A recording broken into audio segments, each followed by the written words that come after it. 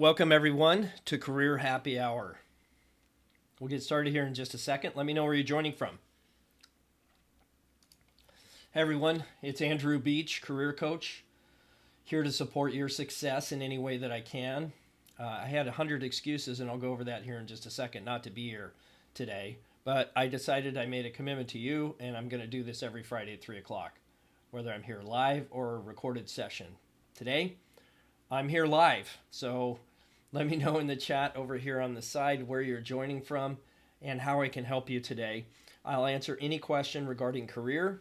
That includes LinkedIn, resume, interviewing, networking, market planning, anything of that nature. I'm happy to answer your questions. Use the hashtag Career Happy Hour.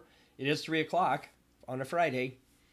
At least it is Pacific time, and I know most of the United States is in the happy hour phase, right? 3 to 6, most places is happy hour, even though that's 3 hours. Happy 3 hours. But where are you joining from, and how can I help you today? We're going to cover a number of things. The first of which is I had probably a dozen reasons not to be here on today's stream. The refrigerator went out day before Christmas. I caught the respiratory cold that you're probably hearing me struggle with now. I mean, I've got a what would you call it, a Ricola in my mouth right now, trying to keep it together without coughing uncontrollably in your ear. So there's lots of things that could have kept me from being here, and I started thinking about that. Is that often we look at this week between Christmas and New Year's. If you're celebrating Christmas, maybe it was Hanukkah or something else, that's fine. But either way, most people are taking this week off to do absolutely nothing. And I think there is something to be said for taking time off and reflecting on the year and taking a look at it and see, where have you come this year? What have you accomplished this year? Even if it may have been a bumpy ride, there's something that you've done that you've accomplished this year, and you need to recognize yourself for it. Whatever that might be. It could be, for me, I look at the business that I'm building as a coach and all the great people I had the opportunity to impact. The fact that I've got this LinkedIn Live platform now that I can utilize, it's incredibly helpful in me supporting other people. In fact, if you have a question about anything, go ahead and leave it in the chat. I'm happy to answer, whether you're joining us on LinkedIn. I've also got this going out on Periscope, YouTube. I also have a Facebook group. Go ahead and leave me your questions. I'm happy to answer. Whatever that looks like. Looks like I'm broadcasting YouTube, Periscope, Facebook groups, and LinkedIn. So I looked at all the reasons why I shouldn't be here, and I decided to be here anyways. What does that mean? It's a success that I'm here. The fact that I chose to do what I said I would do makes me feel good. And you probably came here looking for some answers too, maybe some free coaching. If that's the case, I'm here to support you. But let's talk a little bit now about the thing I wanted to address today, which is something related to people feeling that they're not qualified for a specific role. Or they feel like, oh, I've tried that before and it didn't work. Or they have a preconceived notion about what job they deserve. And I just want to put some of that to rest today to make your 2020 a little bit better than your 2019 and give you some hope, if that's okay. Is that all right with everybody? Hopefully it is. I mean, I wouldn't want to have us be in a position where we're not helping each other. It would not be helpful. So let me flip over to my other screen here, and I'm going to walk through an article that I found really kind of interesting and exciting.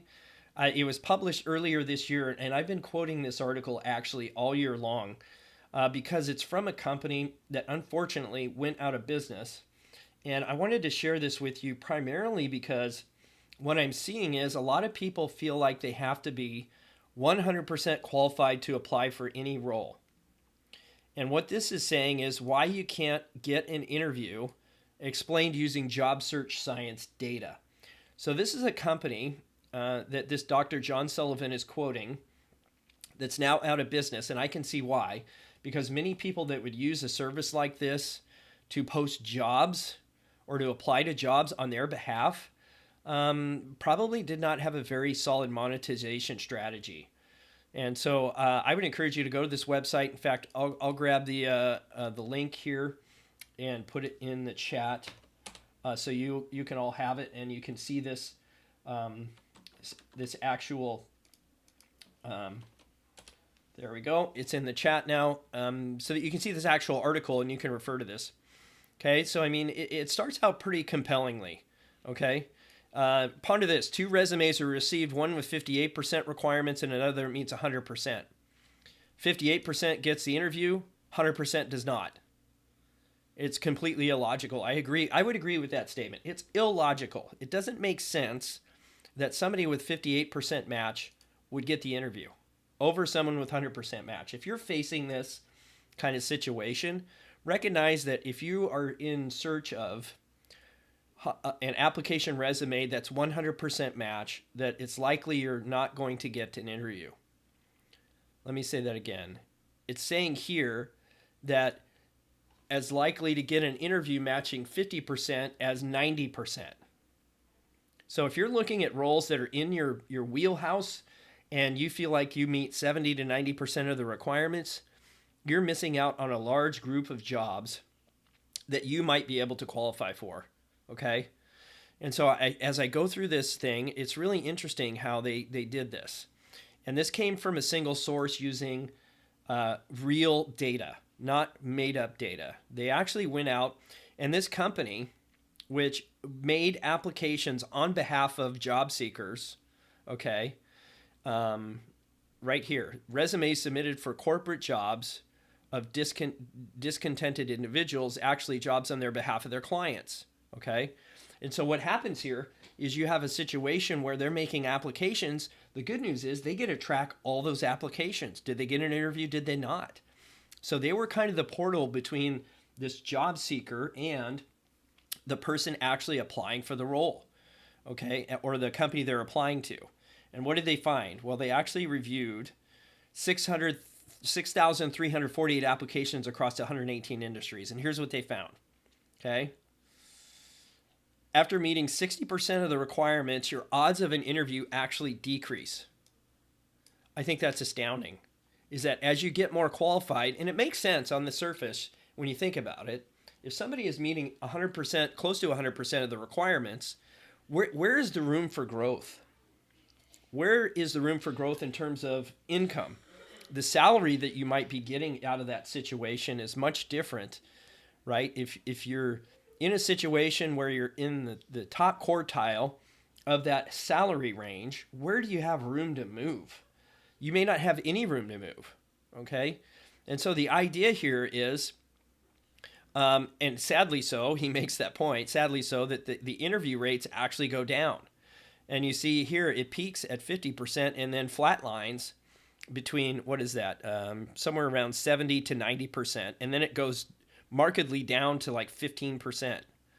So the rate goes way down.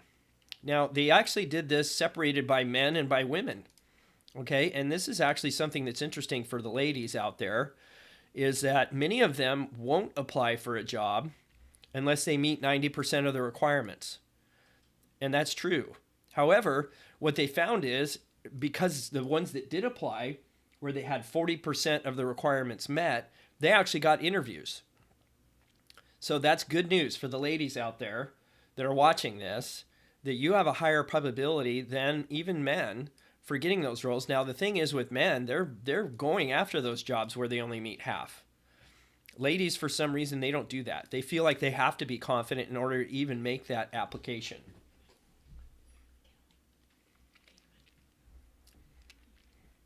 Now, here's the thing. On top of that, you may not have met the requirements 100%, but the other idea here is it's even within 2 years of experience. So if a company's requesting like 8 years experience, and you've only got 6, you decide not to apply because you don't have the 8 years experience. Well, here's the thing. You will actually get the interview if you're within 2 years of the required experience. That should actually make you feel pretty good, especially if it's somebody maybe just out of college and you don't have a lot of documented work experience and they're looking for the college degree and 5 years experience. And and you don't have that, here's the nice thing: if you're within 2 years, you're likely to get that interview. Okay, so here's the thing: when you start thinking about making applications and you're not getting traction, of course, I'm a huge advocate of networking and leveraging your connections on LinkedIn and having conversations of strategic significance to both parties. We know for a fact that that's the highest return on investment. So if you are going to make these applications, don't limit yourself to just the ones where you feel like you're extremely qualified. Go for the ones where it's exciting, almost frightening. I mean, not to a point where you wouldn't have an opportunity to get that job, but something that would allow you to grow into the opportunity. Okay? Now, here's the other thing. So for those of you that feel like you're highly qualified, is that if you meet 90% of the requirements, you only had a 15% chance of getting an interview.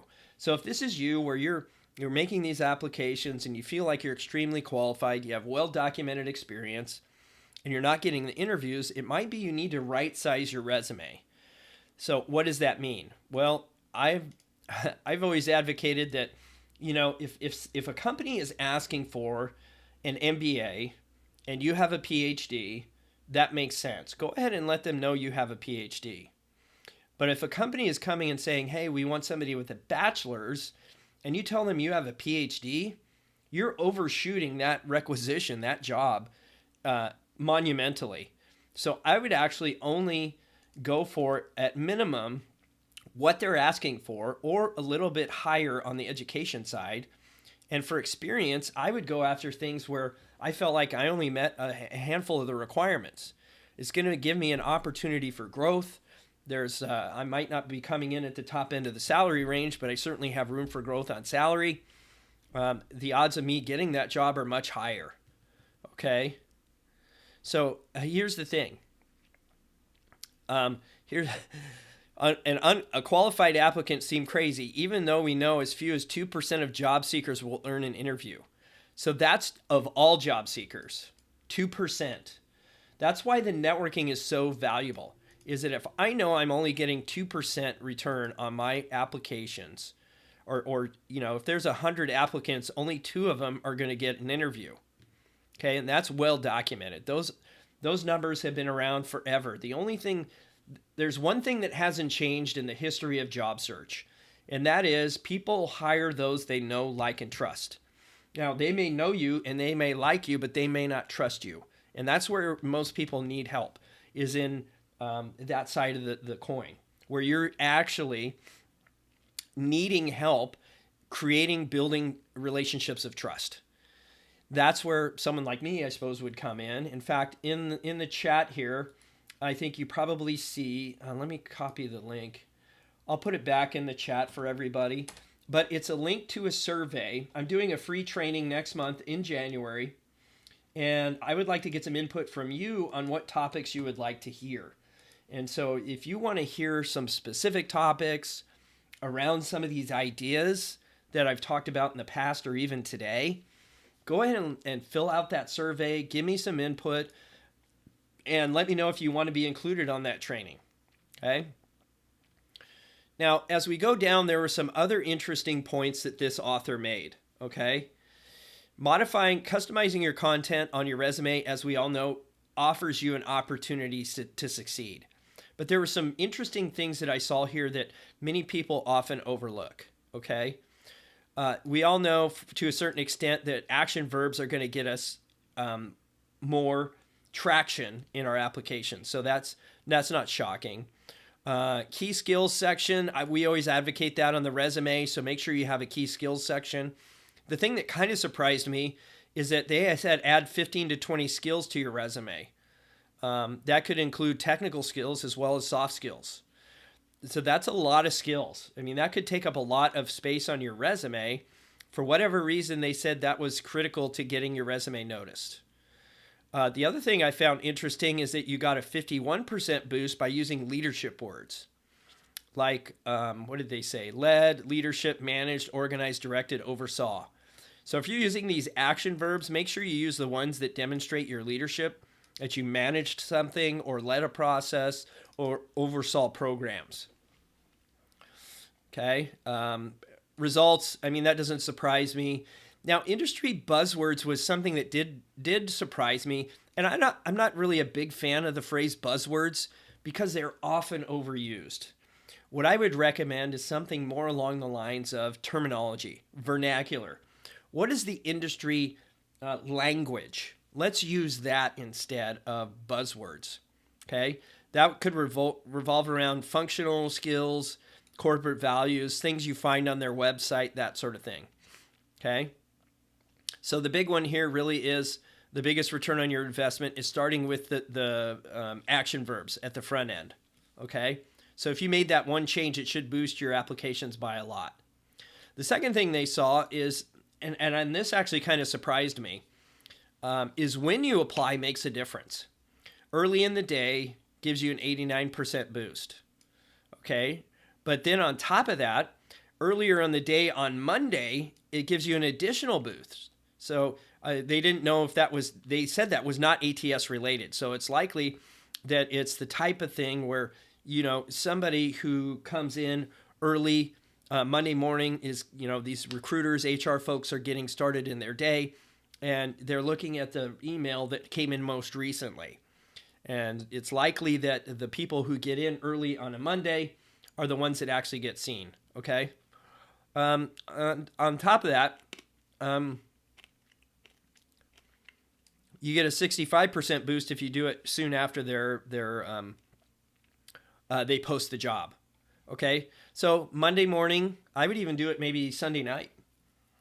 Sunday night would probably put you near the top. So Sunday night, Monday morning would put you at the top of the list.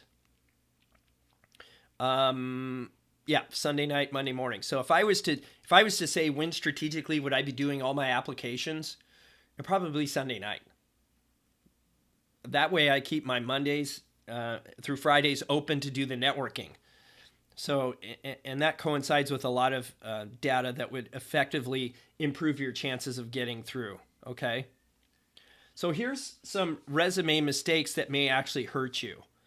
And these are personal pronouns, using the phrase team player, which kind of surprised me, and a career objective. So these are all pretty standard resume best practices, not to use pronouns, not to use buzzwords like team player or proven or,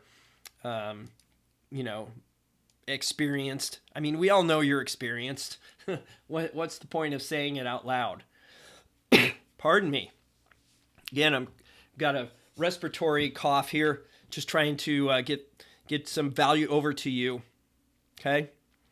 So, really what this is telling us, and no surprise, that the screening application process is broken. If only 2% of the people that apply are getting interviews, it's broken, okay? The thing is, this is why the networking is so important. And he offers some advice here for career seekers.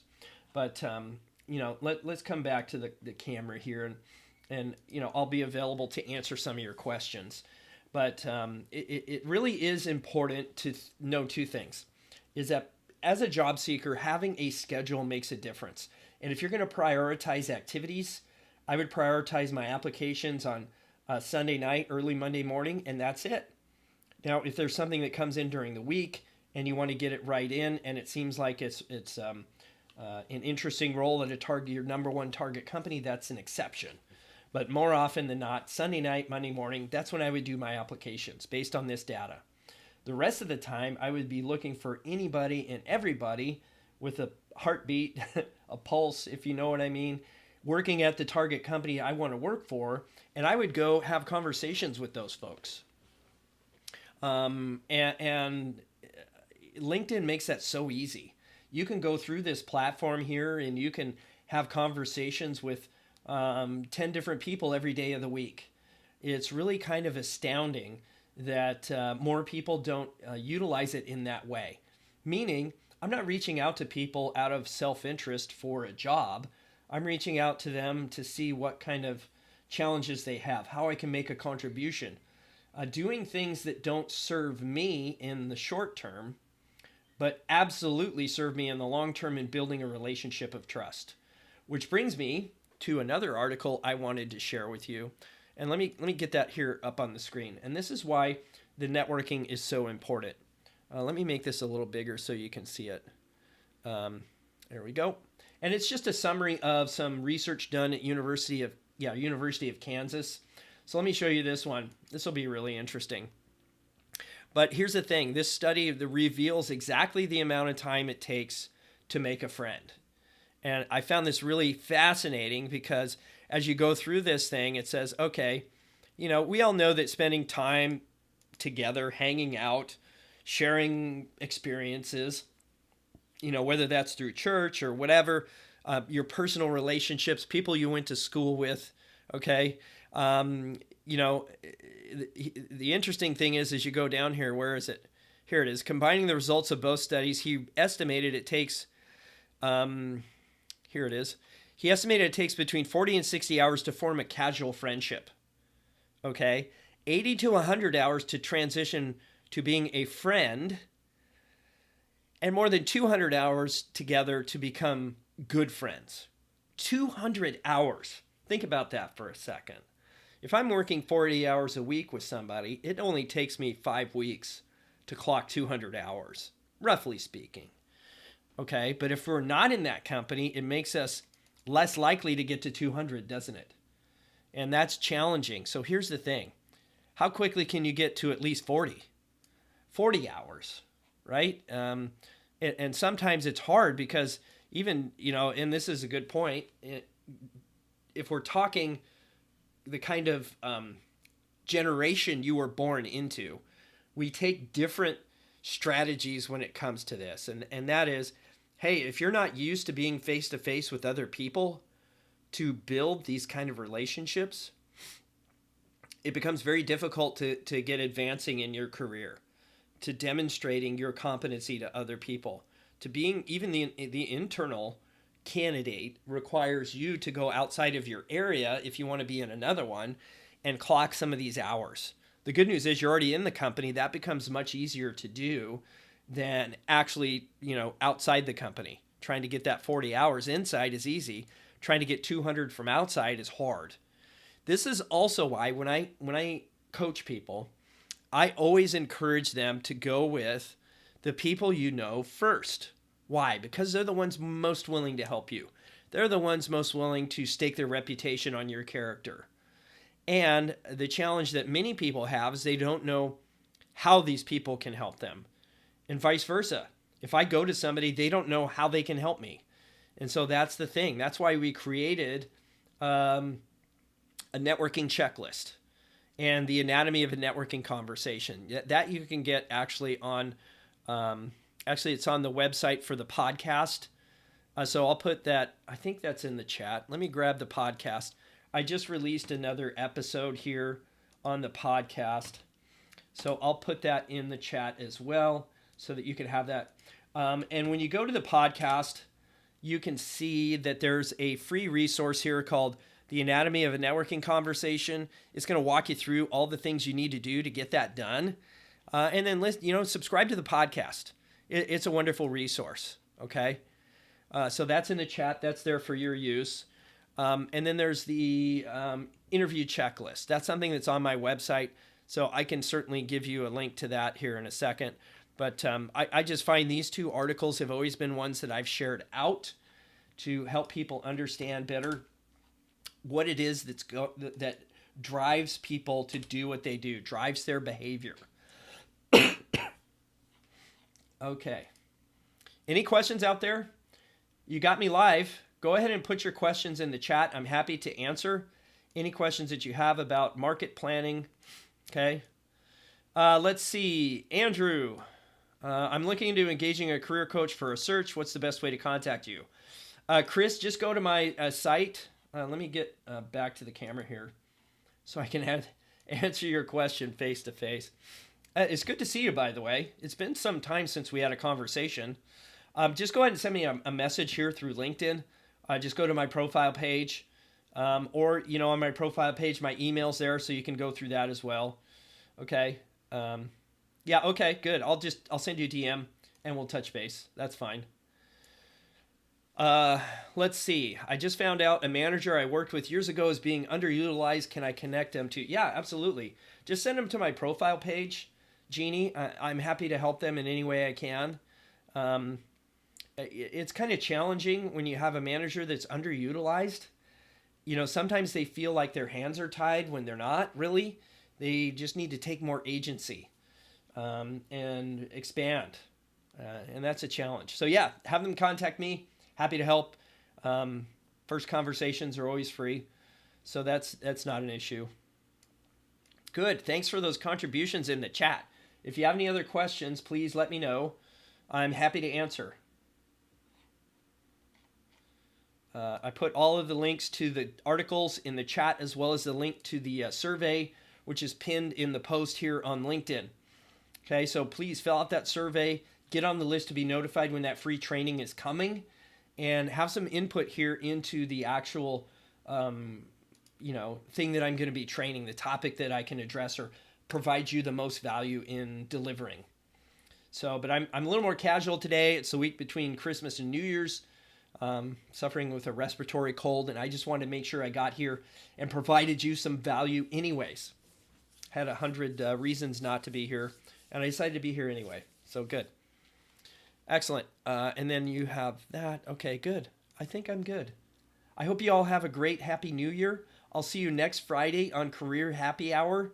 And if you have any questions at all, please leave them here in the chat, or send me a direct message through andrewbeach.com. Take care, everybody. Happy New Year.